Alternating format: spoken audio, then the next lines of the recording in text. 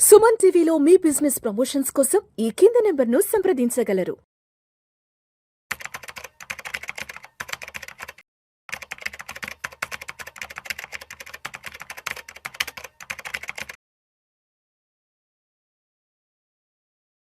ప్రేక్షకులకి మీ రామచంద్రమూర్తి నమస్కారాలు.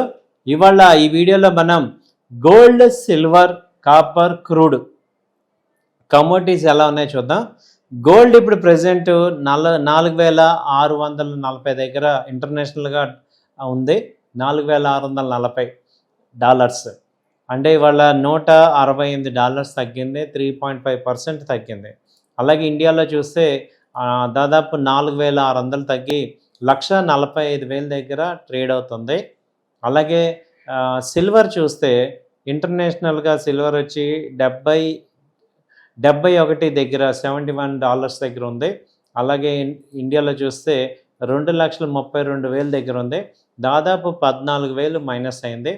సో ఇప్పుడు ఏమైంది, నెక్స్ట్ భవిష్యత్తు ఏంటి, గోల్డ్ సిల్వర్ ఏం జరుగుతుంది, ఎందుకు తగ్గుతున్నాయి, మళ్ళీ 2 రోజుల క్రితం చూస్తే విపరీతంగా పెరిగిన గోల్డ్ సిల్వర్ రేట్లు ఇప్పుడు ఎందుకు తగ్గుతున్నాయి ఏంటి అని చూసుకుంటే, మెయిన్ ఇవాళ జరిగేది ఏంటంటే క్రూడ్ బాగా పెరిగింది. బ్రెంట్ క్రూడ్ వచ్చి $109కి వెళ్ళిపోయింది.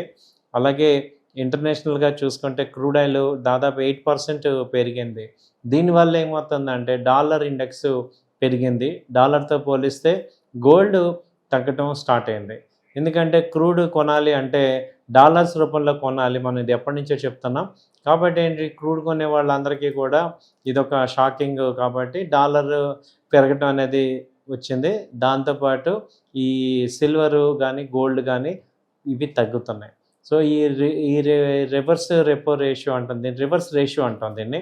అంటే డాలర్ పెరిగితే గోల్డ్ తగ్గుతుంది, గోల్డ్ తగ్గితే డాలర్ పెరుగుతుంది.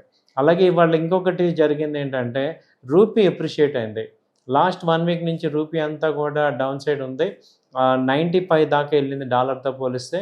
ఇది ఇప్పుడు 93.6 దగ్గర క్లోజ్ అయింది.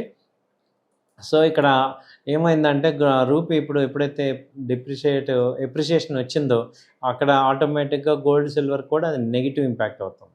సో దీనివల్ల ఇండియన్ గోల్డ్ సిల్వర్ కూడా నెగిటివ్ ఇంపాక్ట్ అయినాయి.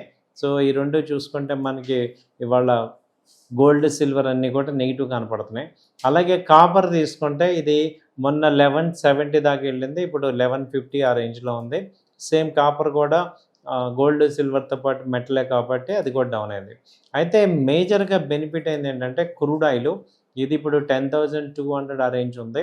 సో ఇది అంతకుముందు నిన్న 9,200 దగ్గర క్లోజ్ అయింది. బట్ అలాంటిది ఇవాళ 10,200 ఉంది.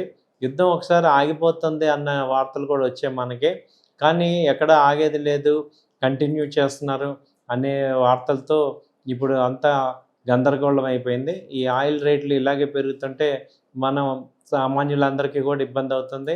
అలాగే ఎయిర్పోర్ట్ ఆయిల్ అనేది ఏటీఎఫ్ ఆయిల్ అంటాం, అది ఆల్రెడీ పెరిగింది చాలా. దాని ప్రకారం చూస్తే క్రూడ్ వచ్చి $150 దాకా పెరిగింది. ఇంకా సామాన్యం నార్మల్ ఆయిల్ వచ్చి క్రూడ్ ఆయిల్ వచ్చి 105, 109 దాకా ఉంది. సో ఇలా ఆయిల్ పెరగటం అనేది మనకి ఇప్పుడు మేజర్గా మార్కెట్ని సంక్షోభంలోకి నెడుతుంది. సో ఈ గోల్డ్ సిల్వర్ కూడా అందుకే తగ్గుతున్నాయి. సో ఇప్పుడు ఇన్వెస్ట్ చేసే వాళ్ళకి అడ్వాంటేజా డిసడ్వాంటేజా ఏంటి అని చూసుకుంటే, ఇప్పుడు గోల్డ్ ఏమవుతుందంటే రోజు రోజుకి ఈ యొక్క మార్కెట్స్ వార్ వల్ల ఇవాళ ఒక రేటు ఉన్నప్పుడు రేపు ఇంకో రేటు డైరెక్షన్ లెస్ అయిపోతుంది. ఒక రేంజ్లో డైరెక్షన్ లెస్గా ఉంది.